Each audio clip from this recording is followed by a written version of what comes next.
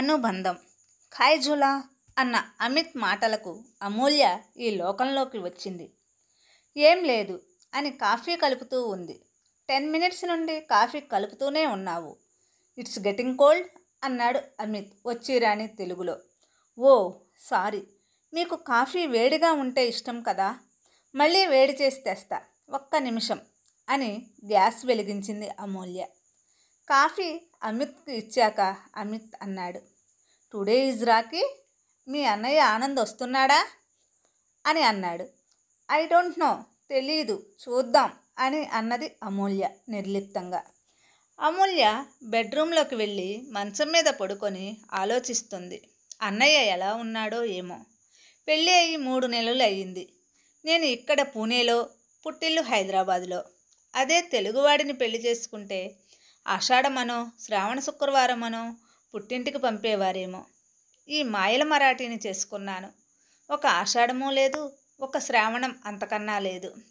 ఇంకా శ్రావణ సోమవారం ఉపవాసాలు అని ఇక్కడే ఉంచేశారు. ఇప్పటి వరకు అన్నయ్య నాతో ఎప్పుడూ రాఖీ కట్టించుకోలేదు. ఎప్పుడూ ఏదో సాకు చెప్పేవాడు. పైగా ఇది నార్త్ ఇండియా పండుగ, మనకి ఈ సాంప్రదాయాలు లేవు అని అనేవాడు. మరి ఇప్పుడు నేను నార్త్ ఇండియా వాడినే కట్టుకున్నాను కదా, ఈసారి అయినా వస్తాడా అన్నట్టు. అమిత్ ఈ మాట వింటే నేను నార్త్ ఇండియా వాడిని కాదని అంటాడు. కానీ మా తెలుగు రాష్ట్రం దాటి మాకు అందరూ నార్త్ ఇండియన్స్ అంతే.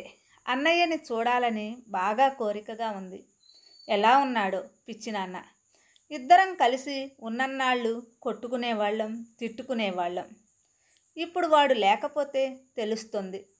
ఇప్పుడు ఆ కొట్లాటలు తలుచుకుంటే నవ్వొస్తుంది. వాడికి చెస్ ఆడటం అంటే మహా పిచ్చి. నన్ను రోజు ఆడమని ప్రాణం తీసేవాడు. రోజు నేను ఓడిపోతుంటే నాకు మాత్రం మజా ఎక్కడొస్తుంది. ఆడనంటే వాడికి కోపం వచ్చేది. 4 బాది పారిపోయేవాడు. నేను ఏడుపు లంకించుకునేదాన్ని.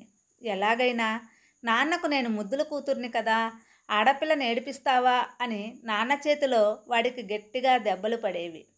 ఆ కసితో నేను వేసుకున్న డ్రాయింగులు 4 చింపి పారేసి పారిపోయేవాడు. అప్పుడు బాగా కోపం వచ్చేది. పెద్దయ్యాక అర్థమయ్యింది, వాడికి చెస్లో ఉన్న ప్రతిభను ఎవరూ గుర్తించట్లేదు అన్న ఉక్రోషం వల్ల వాడలా చేసేవాడు అని. మరి ఇంటికి ఎవరొచ్చినా మీ అమ్మాయి చదువులో ఫస్ట్, మరి మీ అబ్బాయో అని అనేవారు. అది విన్నవాడికి ఉక్రోషం రాదా మరి? మా కొట్లాటలు గొడవలు ఎలా ఉన్నా వాడు అనుభవించే ప్రతి సంతోషాన్ని నాతో పంచుకునేవాడు. ఎవరైనా ఏదైనా కొత్త వస్తువు ఇచ్చినప్పుడు వాడు నాకు షేర్ చేయకుండా ఉండేవాడు కాదు. వాడికి నచ్చిన వెరైటీ తినుబండారాలన్నీ నాకు రుచి చూపించందే నిద్రపోయేవాడు కాదు. చివరికి వాడికి నచ్చిన పాటలు కూడా హెడ్ఫోన్ పెట్టి వినిపించి నా చెవులకు తుప్పు వదిలించేవాడు. వాడికి నచ్చిన సినిమాలు నాకు నిద్ర మాన్పించి మరీ చూపించేవాడు.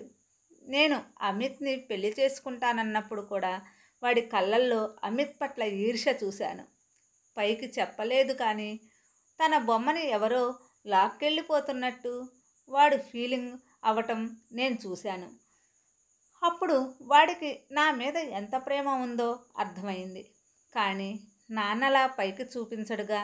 అప్పగింతలలో కూడా వాడు కనీసం ఏడవలేదు. వాడిని ఎంత మిస్ అవుతున్నానో ఇప్పుడు అర్థమవుతుంది. అంతలో గేట్ చప్పుడుకి అమూల్య ఆలోచనల్లో నుండి బయటకు వచ్చింది.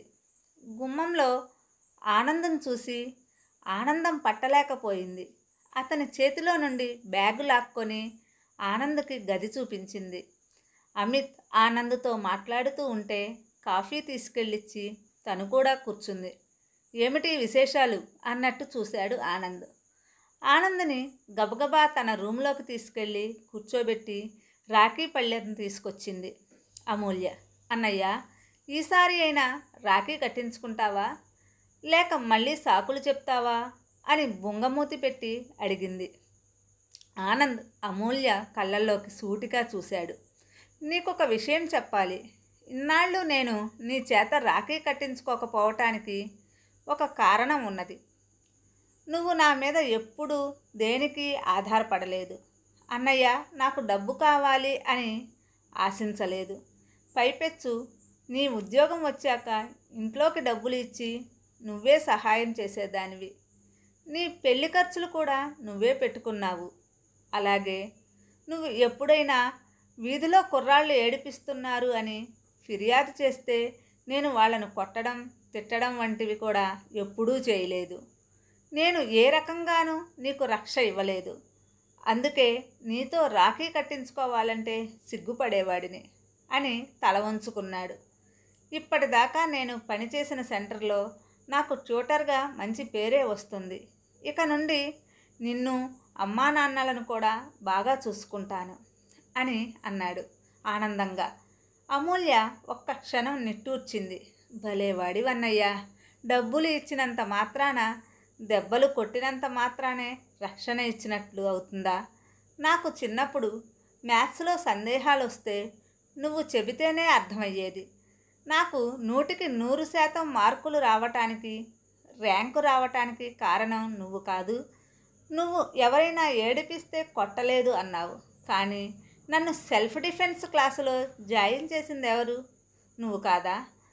నువ్వు నన్ను రక్షించడం గొప్ప కాదు, నా కాళ్ళ మీద నేను నిలబడేలాగా చేశావు. అది గొప్పతనం అంటే. నాకు చిన్నప్పటి నుండి చదువు మీదే శ్రద్ధ. ఏదో అదృష్టం కొద్దీ నాకు కొంచెం ముందు ఉద్యోగం వచ్చింది. నీకు చెస్లో ఉన్న ప్రతిభకు తగ్గ ప్రోత్సాహం లభించటానికి, నిలదొక్కుకోవటానికి కొంచెం ఎక్కువ సమయం పట్టింది అంతే. తోబుట్టువులలో ఒకరు ఎక్కువ, ఒకరు తక్కువ అనే పోలిక ఏమిటన్నయ్యా? రేపు నాకు ఉద్యోగం ఎప్పుడైనా పోవచ్చు. అప్పుడు నన్ను పట్టించుకోవటం మానేస్తావా? మానేయవు కదా. నాకు అవసరమైనప్పుడు నువ్వు సహాయం చేయాలి, నీకు అవసరమైనప్పుడు నేను. అంతేకాని మనం ఒకరితో ఒకరు పోటీ పడటం ఏమిటన్నయ్యా? ఇంకెప్పుడు ఇలాంటి పిచ్చి పిచ్చి ఆలోచనలు చేయకు, అర్థమైందా? చేస్తే ఏం చేస్తానో తెలుసు కదా. నాన్నతో చెప్పి 4 దెబ్బలు పడతాయి అని నవ్వుతూ ఆనంద్ చేతికి రాఖీ కట్టేసింది.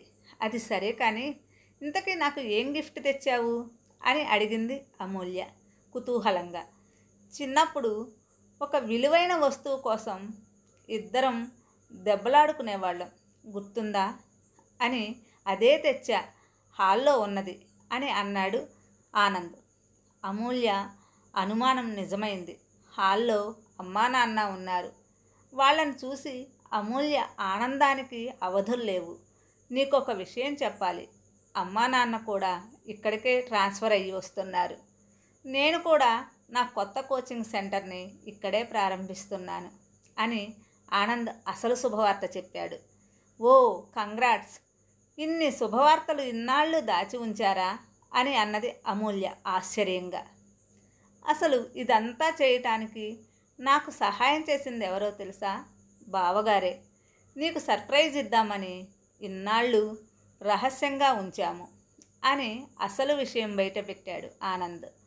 మాయల మరాఠీ అని ఇందాకే అనుకున్నాను, తిట్టుకున్నాను. అయితే మాయల మరాఠీ కాదన్నమాట, మంచి మరాఠీనే అని మనసులో అనుకున్నది అమూల్య. ఇలా తోబుట్టువులు ఒకరికొకరు సాయపడుతూ ఉండాలి. అదే అనుబంధము, తోబుట్టువుల అనుబంధము. ఈ కథ నచ్చినట్లయితే మా ఛానల్ని సబ్స్క్రైబ్ చేసి ప్రోత్సహించండి, లైక్ చేయండి, మీ అభిప్రాయాన్ని కామెంట్ రూపంలో తెలియజేయండి.